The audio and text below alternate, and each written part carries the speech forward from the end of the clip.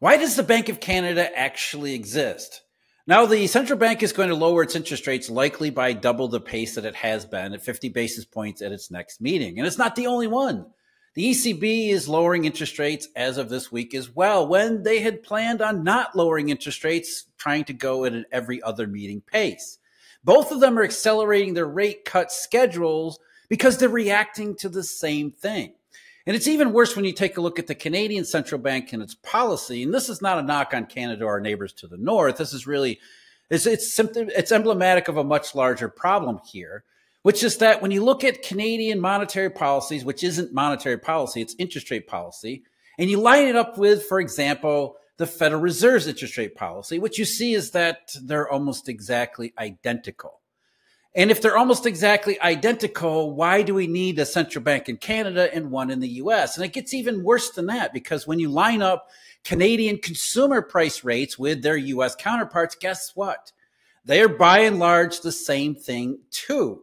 So if we have synchronized consumer prices, the US and Canada, and synchronized interest rate policies, the US and Canada, when the US and Canada are supposed to be separate economies, again, I ask the question, what do we need the Bank of Canada for? What do we need the Federal Reserve for? Wouldn't it be better if we just had one single institution? Because what we continue to see all over the world is that central banks tend to do the same things at the same times. And that's a profound statement, a profound realization, because what it means is that all of these central banks in all these different places around the world with supposedly very different economies, they're all reacting to the same things at the same time, which means that, again, why do we have national central banks when the factors which determine changes in the economy are international? Consequences of this realization are indeed profound. And that's where I want to talk with Mr. Steven Van Metre today. Let's talk about not just consumer prices in the direction of the economy, but, what should we actually do about it? And really, central banks themselves, we have essentially a setup that is inappropriate or misplaced. It's not exactly how the economy operates. I mean, we have national central banks, but international factors. So what good is national interest rate policies? Yeah, Jeff, it doesn't really make a whole lot of sense, because when you look at the global economy, you take the United States, which is the world's largest importer, and you have Asia, which is the world's largest exporter. So when you have problems in the United States, which would make sense, a slowdown starts, but who's actually going to feel it first? Well, it's going to be the factories in Asia when the new orders start to go down and demand starts to show up in their part of the world. So what are they going to naturally need to do? Well, they're going to need to cut rates, and that's going to flow and go across Europe and eventually going to get here. And that's exactly what we see over and over again, that the only difference here isn't the fact that we're separate economies. It's when different parts of the world experience the slowdown, which right now we see, of course, in Asia, moving into Europe, and then eventually US. So when you hear about, of course, foreign central banks cutting, it's only a foregone conclusion that the Fed will eventually cut, despite the fact that, of course, we know that Fed Chair Powell and other central bankers will get out and say, hey, look, we understand everyone else is slowing, but we're booming and we're immune, we're fine. It's like, no, you're not. You're just behind, of course, where everyone else is going to be. And so, yes, when you ask the question is what is the point of the Bank of Canada or the Federal Reserve or virtually any of the other central banks, there really isn't much, because as you pointed out, we tend to hike together, we tend to cut together, we just don't do it at the same exact times. Not the same exact time, but it's close enough that, within a small variation, a small window, they do. It's basically it's all these individual central banks duplicating what the others are doing. And there are, like you were just saying, there's a number of different implications to that, starting with just the more immediate.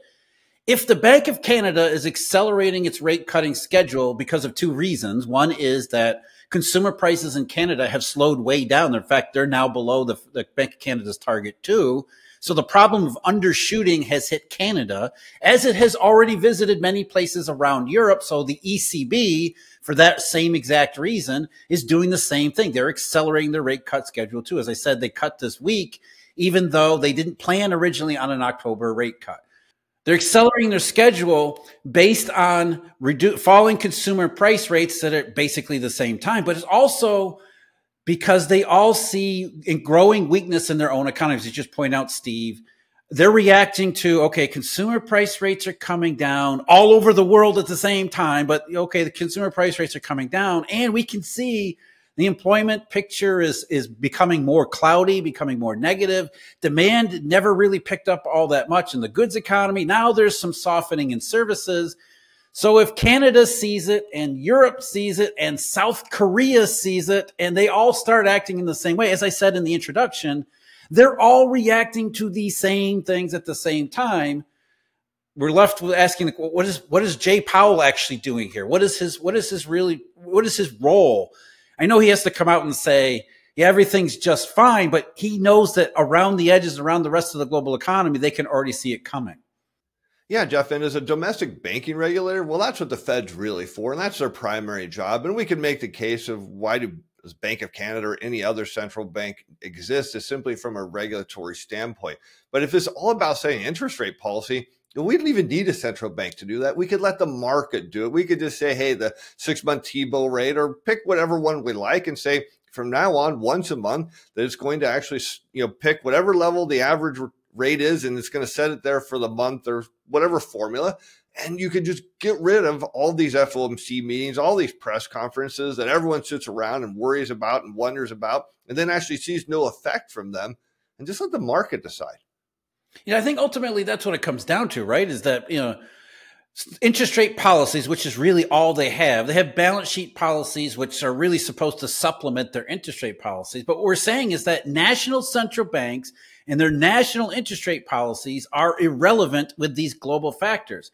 And as Steve, as you pointed out, we could let the market do it. And the market is already synchronized too. You look at the behavior of bond yields, you look at U.S. treasuries versus, say, their German counterparts, and even to an extent JGBs, despite the fact that the Bank of Japan has bought up a huge chunk of those, a majority of those.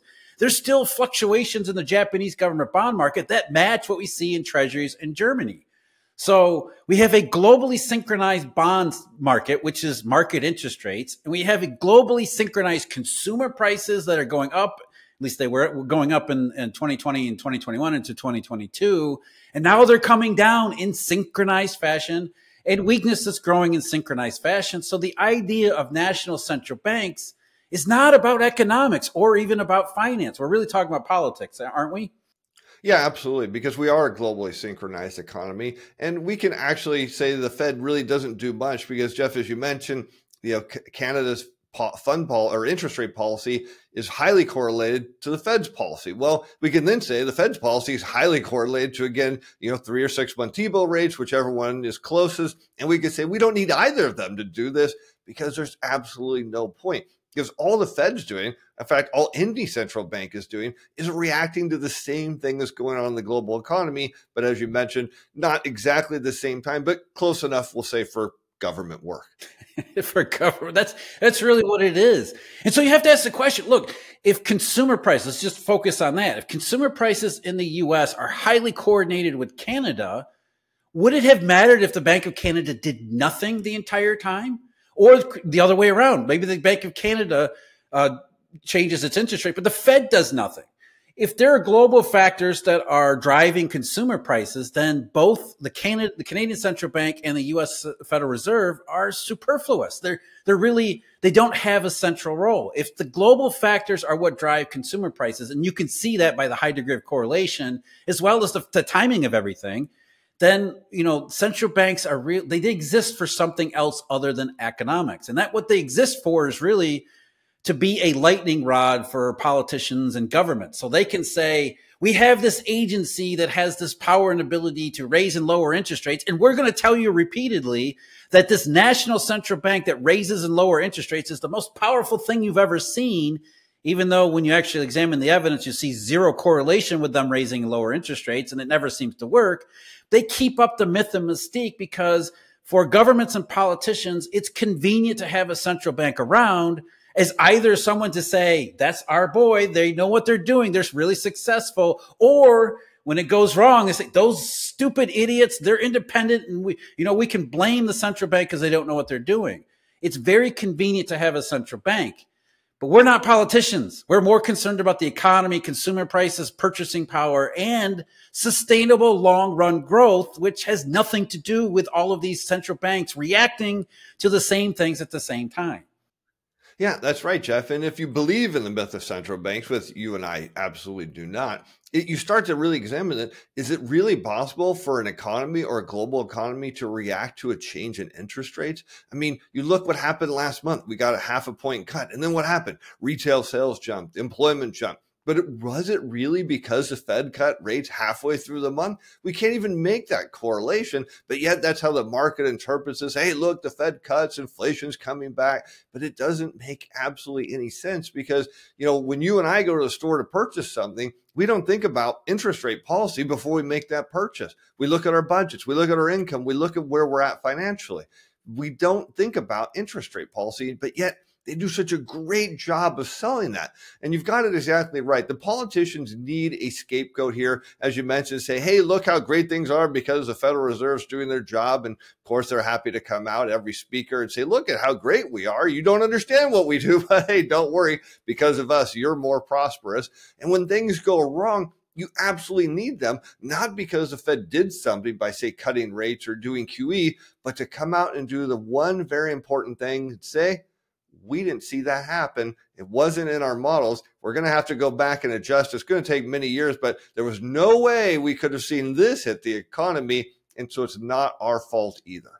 Steve, isn't this the best example of governments just doing something to say they're doing something, right? Because there's no correlation between policies. There's a high degree of correlation between countries, which again means national, international, global factors. So when asking the question, what is the point of the Fed or the Bank of Canada, it really is for them to get on TV and to say, we feel your pain. We understand that you people are hurting. The economy's not great. Here we are doing something about it. What they're doing, nobody's supposed to care. It's just the government is doing something. And that's really what the Federal Reserve has been doing for the last several years. And again, it doesn't make any difference. If consumer price rates are changing according to global factors, then the fact that the Fed is doing something only matters to those people who believe the Fed is doing something and actually believe the government has their best interest in mind. But as far as the economy goes, we should stop caring about what central bankers are doing and seeing and start recognizing that when we have globally synchronized systems, really a globally synchronized system, not separate systems, that means that the only use for central banks is when they start doing something at the same time. When they start reacting to these global factors, it is a signal. And so we put this in the context of October of 2024. The ECB is getting nervous about the economy. At the same time, they see consumer price rates going down. The Bank of Canada is seeing weakness in their economy. At the same time, they're seeing price rates going down. The Federal Reserve says we don't see either of those, so we're gonna cut rates anyway. No, it's a globally synchronized, and central banks are all reacting to the same things, if at slightly variable speeds.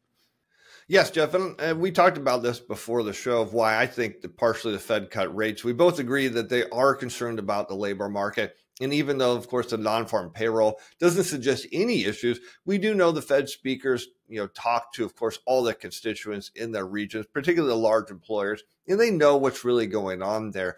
But there is this thing is that central bankers actually believe in their own narrative, which is actually funny. They believe it controls the power of their value of their currency. So, of course, we know that other central banks want to cut, but they don't want their currency to go down because, well, they've already gone down, and they go down more. Well, we might have another yen crisis like we did before when the carry trade blew up. So it's real simple. You got to get the Fed to cut, and they were going to cut anyways because everyone else was cutting, and you can't go to a party of cutting interest rates if you didn't cut interest rates. Yeah, so the Fed is thinking we need to be synchronized, right? That's the thing. Even in this context where they're thinking about it in their own worldview, they still believe everything has to be the same because we keep coming back to that inescapable conclusion. They all react to the same thing. It's the same thing that we need to be worried about. And that's what really is driving not just policy, but more importantly, the economy. So as I keep saying, when we see globally synchronized disinflation to this degree, it's not good news. And that's the one thing that we can at least say central bankers have that much right. When consumer price rates go down as much as they have, and already in several places, Europe, Canada, where consumer price rates are below central bank targets and going lower, That's what's got so many central banks unnerved, is that they can see that disinflation is not the good kind of disinflation like we had, say, in the 1990s. This is more along the lines we're more familiar with, the more familiar 2010 style, which means this is not good stuff. So globally synchronized consumer prices and globally synchronized central bank reactions. So why do we have these national central banks? They all just do the same thing at the same time anyway, because it's an international global system. Yeah, Jeff. And what we're seeing around the world is demand going down because wage growth and hours worked are not keeping household incomes up with inflation. They've been forced to cut. And that means, of course, less spending in the economy leads to fewer jobs. And all that turns to the Fed and says, or any central bank for that matter, which to me is absolutely baffling. We're going to cut 0.5%. And all of a sudden that's supposed to unleash this surge in demand, as if there's households that are sitting around saying, you know what, gosh, I'd really like to go out and buy this. Man, if interest rates would just fall 0.5%, boy, I'm going to go spend like crazy. And then what do we actually see? What we're going to see in the coming months is it did absolutely nothing, because nobody thinks like that. If you're, thinking about buying a house or a car or some other large ticket item, 0.5% cut isn't going to make a huge difference. Now, will it get a few people to move forward that weren't? Sure, of course, but they were likely going to in the months to follow anyways. But overall, it doesn't change the picture of the economy. It's not going to do anything other than, as you said, make politicians say, hey, we're doing something. And then they got to find, of course, the one thing that they didn't see coming, much like they didn't see a bubble in tech stocks or bubble in the housing market, but there'll be something they didn't see coming. I promise you that. So it's, we asked the question, it sounds silly, it sounds absurd. Do we need a Bank of Canada? And the answer is really no. And what that leads to is a wider realization that in a global system, we're thinking the exact wrong way about how the economy works and what it actually means to see all of these things happen in the way that they are. But as we're really pointing out here, we're told repeatedly that everything needs to be central bank, central bank, central bank, when the actual data shows that they are indeed irrelevant. Yeah, and of course, it's not just that, but when we hit the next global recession, which we're on a glide path into, what you're going to hear from central bankers is, look, we did things, but something didn't happen. And then, of course, you come back to well, I thought you had long and variable lag, so why weren't you cutting a year ago or doing something? It's always reactionary. It's always the wrong thing. It doesn't work. But nevertheless, like you said, it's very important that consumers know their government is doing something for them. And by golly, they're all going to cut rates. The problem is it's just going to do nothing. Yeah, it's a mismatch between politics and economics.